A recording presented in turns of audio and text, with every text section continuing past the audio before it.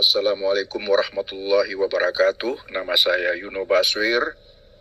Ini saya berbicara dari Washington DC, Amerika. Pagi ini jam 3:08 dini hari di Washington DC. Ya, tanggal 6 Januari 2026. Tema daripada pembicaraan saya pagi ini adalah mengalahkan jiwa yang buruk. Ini ditulis oleh Ustadz Maududi Abdullah LC ya, dan udah disiarkan tanggal 22 Desember 2024 yang lalu. Pada kajian ini kita membicarakan tentang keburukan di dalam diri dan bagaimana cara menghindarinya. Untuk ini ada beberapa poin yang harus kita pahami. Poin pertama, kebaikan dan keburukan telah diajarkan oleh Allah. Di dalam Al-Quran, surah Al-Balad, ayat yang ke-10, Allah berfirman, artinya, dan kami telah menunjukkan kepadanya dua jalan, yaitu kebaikan dan keburukan. Dalam ayat ini Allah menjelaskan bahwa manusia diberikan petunjuk kepada dua jalan, yakni jalan kebaikan dan jalan keburukan. Agama Islam yang diturunkan kepada Nabi Muhammad SAW telah mengajarkan segala hal tentang kebaikan dan keburukan secara sempurna. Rasulullah SAW menyampaikan hal ini selama 23 tahun masa kenabian, mencakup perintah untuk melakukan kebaikan dan larangan dari melakukan keburukan. Allah itu berfirman dalam surah Al-Ma'idah, surah kelima ya, ayat 3. Artinya, pada hari ini telah kusempurnakan untuk kamu agamamu. Sudah sempurna itu agama Islam ya. Segala sesuatu telah diterangkan dalam agama Islam, termasuk mana yang halal dan haram, mana jalan menuju surga dan neraka, serta mana yang diridai Allah atau dicintai oleh setan. Ingat, setan itu ada di sekitar kita malahan, bahkan di dalam darah kita ya. Nah ini kata-kata saya sendiri ini.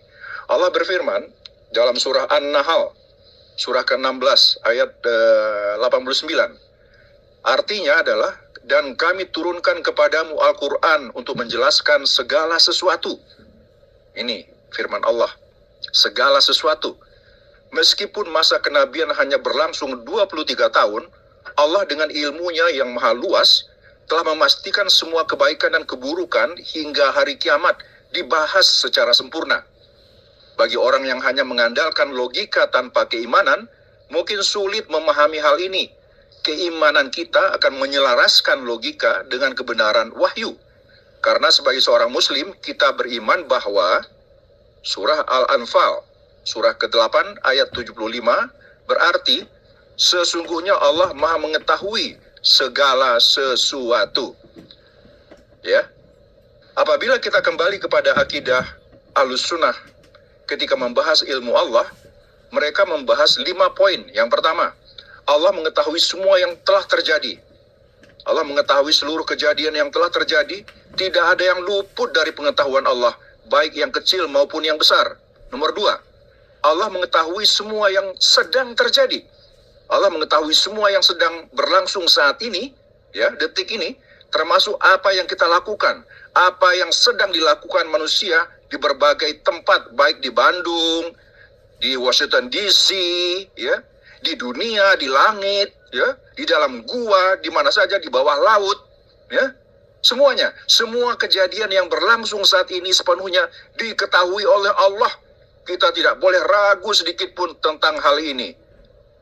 Daun yang jatuh dari pohon cemara misalnya, bergoyang-goyang turun ke bumi, itu dicatat oleh Allah dan sudah diketahui oleh Allah. Masya Allah, Allah ini memang hebat, luar biasa. Poin yang ketiga, Allah mengetahui semua yang akan terjadi. Nah, yang akan terjadi. Jadi yang sebelumnya terjadi di masa lalu, yang sedang terjadi, kemudian yang akan terjadi. Allah mengetahui seluruh kejadian yang akan terjadi di masa depan. Tidak ada satupun yang tersembunyi dari ilmunya. Ilmu Allah maksudnya.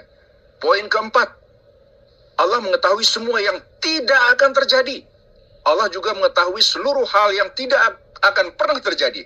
Kejadian yang tidak akan pernah terjadi, yang menjadi kenyataan pun berada dalam ilmunya Allah. Ya kan?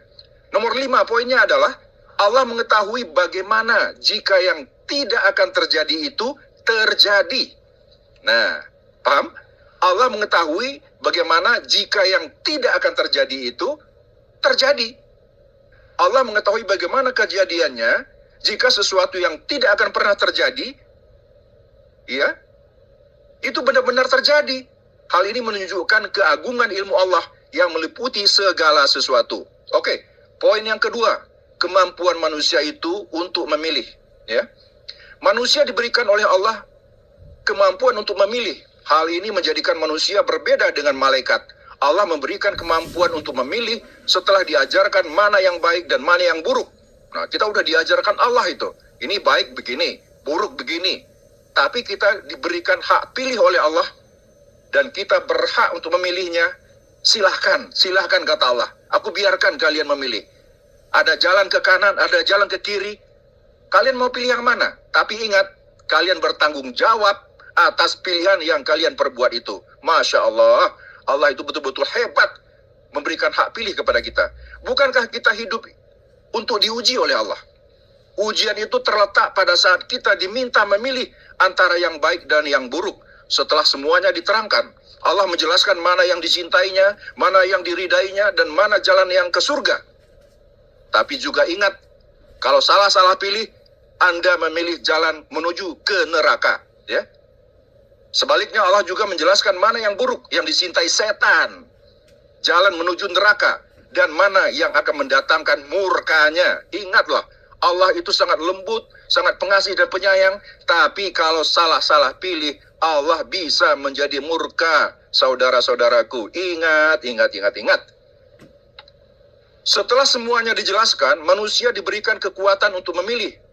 Dalam surat Al-Kahfi, ya, ayat 29, ini surah nomor 18 ini, tolong dicatat. Artinya, dan katakanlah, kebenaran itu datang dari Rabb kalian. Maka barang siapa yang ingin beriman, hendaklah ia beriman. Dan barang siapa yang ingin kufur, biarlah ia kufur, kata Allah. Masya Allah. Kebenaran telah diterangkan, ilmu telah dijelaskan, dan syariat telah diturunkan. Semua yang diridai Allah dan yang dimurkainya telah disampaikan. Maka manusia bebas memilih. Silahkan, kata Allah, silahkan. Kalian mau ngapain, silahkan. Tapi ingat, ya, pilihan kalian itu adalah tanggung jawab kalian.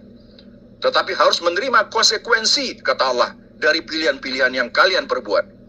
Saat ini banyak manusia ingin memilih, tetapi tidak mau menerima konsekuensi dari pilihannya. Kesalahan yang sering terjadi adalah seseorang ingin memilih beriman, tetapi tidak mau menanggung akibatnya. Misalnya, memilih beriman berarti siap meninggalkan sebagian harta, ya, menghentikan penghasilan yang tidak halal, menghindari transaksi yang tidak dibenarkan, menjauhi kawan-kawan yang buruk, tidak menghadiri majelis-majelis yang tidak pantas, dan meninggalkan tontonan yang dilarang. Namun, jika seseorang berkata, saya mau beriman, tetapi saya tidak ingin meninggalkan hal-hal tersebut, Masya Allah, maka itu tidak boleh. Tidak boleh. Memilih selalu disertai konsekuensi. Hal yang sama berlaku jika seseorang memilih jalan keburukan.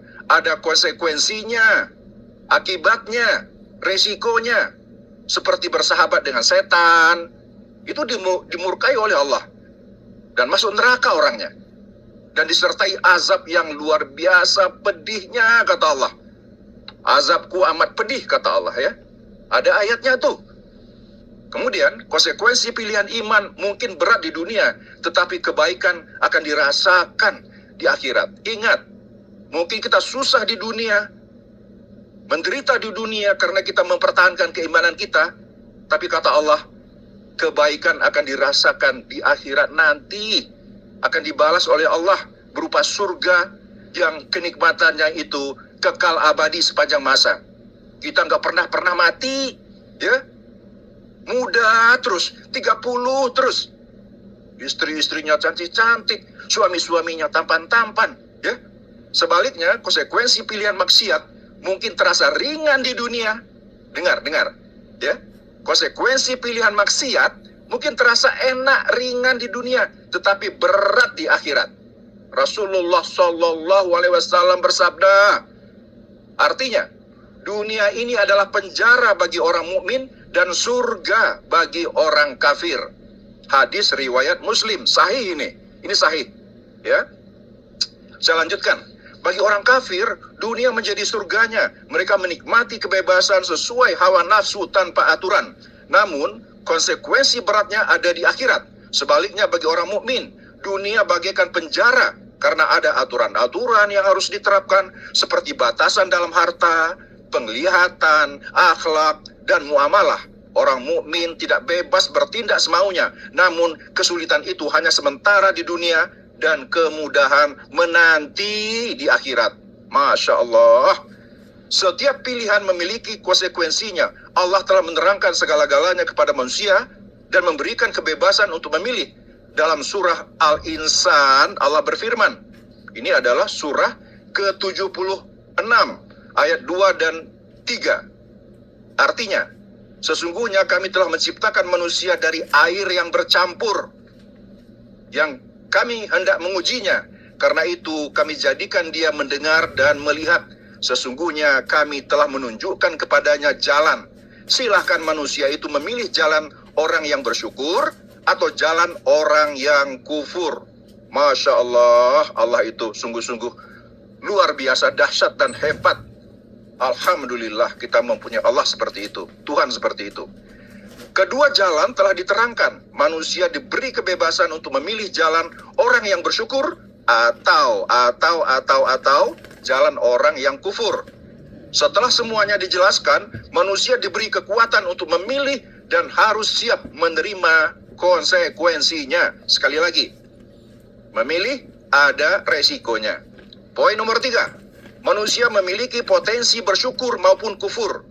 Semua manusia yang diciptakan oleh Allah Subhanahu wa ta'ala, ya, memiliki potensi untuk menjadi orang yang bersyukur, orang yang baik, orang yang soleh, maupun orang yang kufur seperti Fir'aun.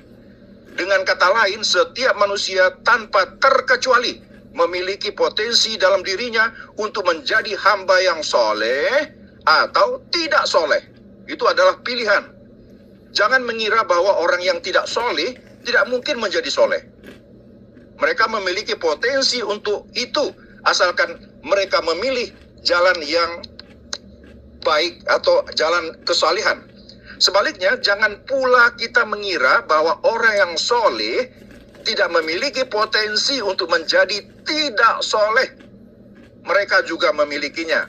Hal ini karena Allah telah meletakkan fitrah tersebut dalam diri manusia.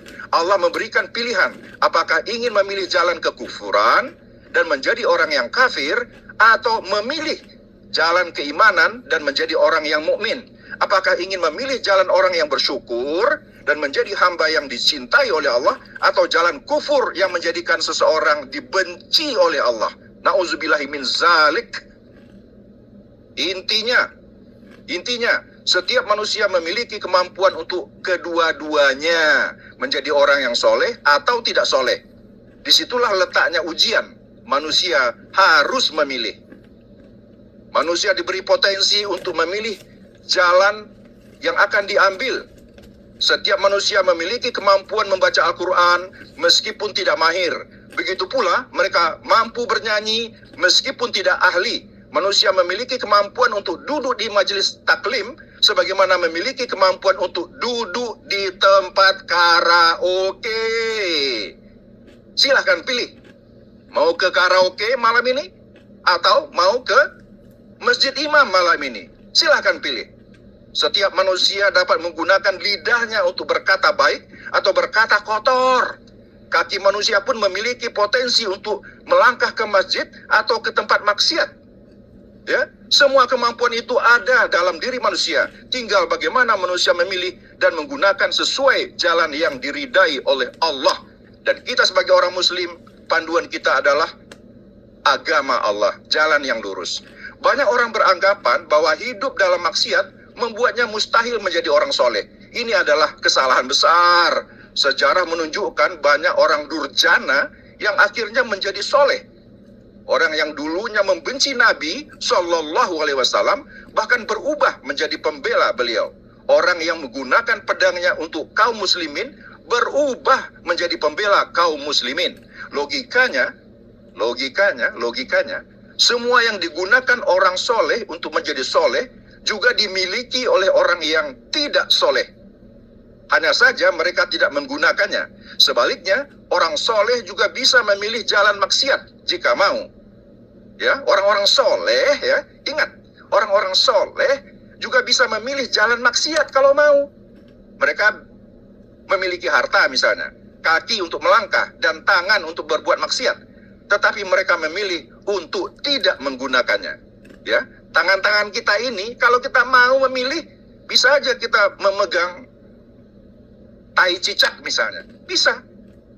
Tapi bisa juga memegang tempe mendoan misalnya, atau tahu bacem. Itu pilihan kan? Setiap manusia memiliki potensi untuk menjadi soleh maupun tidak soleh.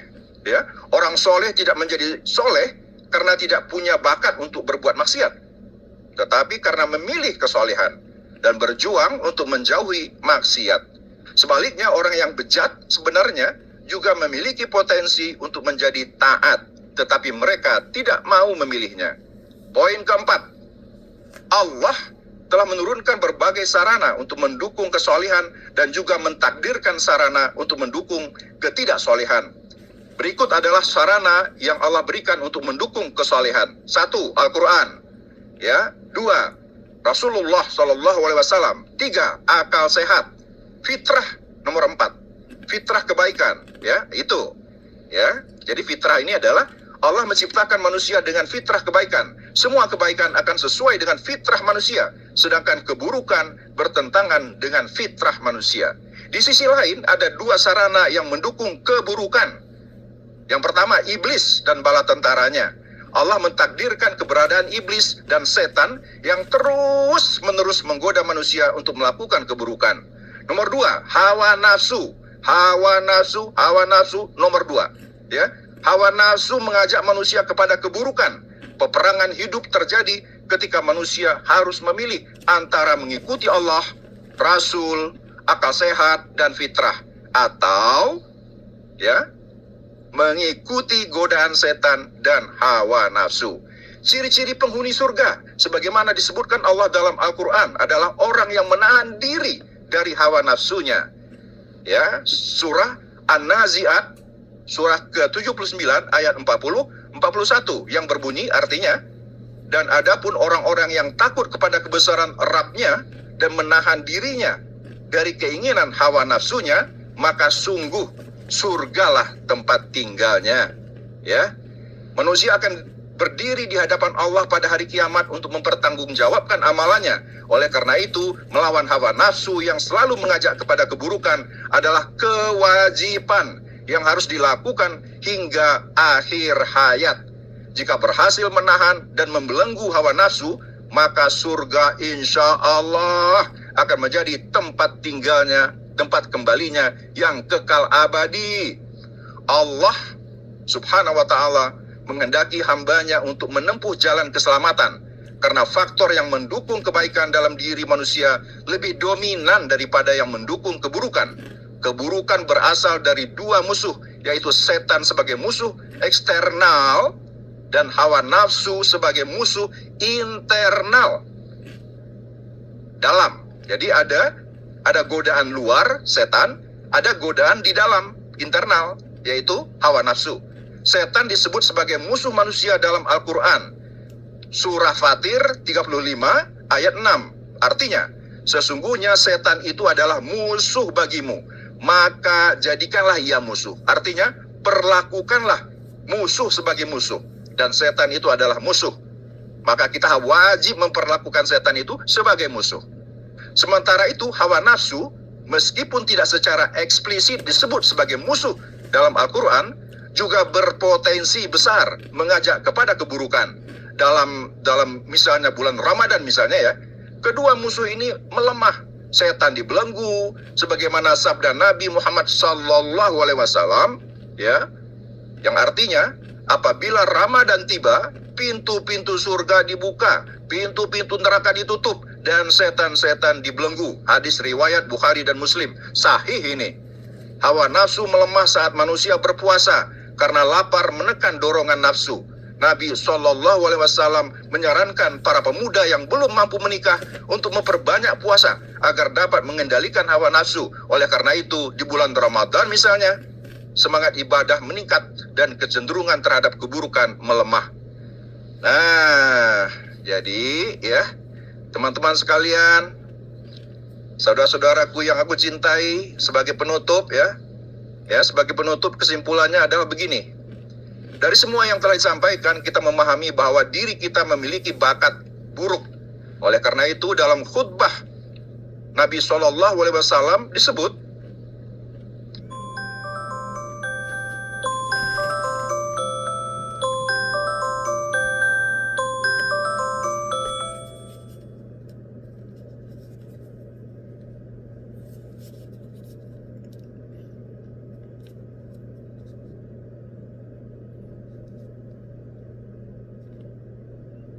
ada doanya, kami berlindung kepada Allah dari keburukan, ya. Kami berlindung kepada Allah dari keburukan-keburukan diri dan keburukan amal-amal kami. Itu doa yang diajarkan oleh Rasulullah SAW. Jadi kita perlu berdoa juga. Berpegang teguh kepada tali Allah, ajaran Allah, agama Allah, tetapi kita wajib juga berdoa, meminta bantuan daripada Allah supaya kita tetap Dia lindungi dan dihindarkannya kita dari melakukan amal-amal atau perbuatan-perbuatan yang buruk, ya. Sebagai penutup, hijrah menuju ketaatan memang berat di awal. Allah ingin menguji keseriusan hambanya, sebagaimana para sahabat dahulu menghadapi tantangan besar dalam berhijrah. Namun, jika seseorang bersabar, ini kata kuncinya bersabar, ya, kesulitan itu akan berganti dengan kemudahan. Nabi SAW bersabda, sesungguhnya agama ini mudah. Hadis riwayat Bukhari. Ketaatan sejati membawa kemudahan, sedangkan maksiat membawa kesulitan. Orang yang sabar dalam ketaatan dan meninggalkan maksiat akan merasakan keindahan hidup dalam Islam. Sebagaimana firman Allah, surah Al-Baqarah, surah nomor 2, ayat 185. Artinya, Allah menghendaki kemudahan bagimu dan tidak menghendaki kesulitan. Masya Allah, Alhamdulillah, Allah Maha Pengasih dan Penyayang, baik sama manusia. Maka saudara-saudaraku sekalian, mari kita kuatkan diri untuk bersabar dan istiqamah, karena kebahagiaan sejati ada di akhirat. Saya ulangi ya, kebahagiaan sejati itu ada di akhirat, bukan di dunia yang fana ini. Dunia yang fana ini akan binasa, sirna. Ini hanyalah fata morgana, permainan dan senda gurau, kata Allah. Ya, main-main aja ini. Tempat-tempat untuk menguji kita. Tapi kehidupan yang sebenarnya itu adalah di akhirat, yang kekal abadi. Yang masuk surga, abadi di surga. Yang mau di neraka, silahkan ke neraka. Bisa hidup di sana selama-lamanya kalau memilih seperti itu. Tapi menurut Allah, ada juga orang yang dikeluarkan dari neraka itu setelah mendekam di sana beberapa lama. Masya Allah. Sedangkan 1 detik aja kita udah nggak kuat, apalagi sampai 2 tahun, 10 tahun, 15 tahun, 70 tahun di dalam neraka. Sakitnya, aduh, kulit hangus dibakar, udah hilang, ada lagi kulit baru, hidup lagi, udah ditusuk-tusuk dadanya, sembuh lagi, ditusuk lagi berulang-ulang sampai nggak tahu berapa juta tahun. Maukah kita seperti itu? Nggak mau kan? Nah, jadi cepat juga saya ngomongnya ya. Maafkan saya ya, karena ini waktunya sedikit, padahal artikelnya panjang, dan ternyata udah hampir 25 menit saya nyerocos begini. Maafkan saya ya. Yang tidak berkenan, maafkan saya. Yang berkenan, tolong ditulis komentarnya, saya tunggu. Sehingga kalau misalnya banyak yang berkenan, saya akan melakukan ini insya Allah secara rutin. Karena saya suka melakukannya, ya. Mengutip ayat-ayat Allah, ya. Kemudian mengutip hadis-hadis Nabi kita yang sangat kita cintai. Rasulullah Muhammad Sallallahu Alaihi Wasallam. Sebagai penutup, sekali lagi saya minta maaf. Terima kasih atas perhatiannya. Sampai di lain kesempatan. Saya bersyukur kepada Allah telah memberi saya kekuatan dan kelancaran berbicara selama kurang lebih 25 menit ini. Wassalamualaikum warahmatullahi wabarakatuh. Yuno Baswir di sini.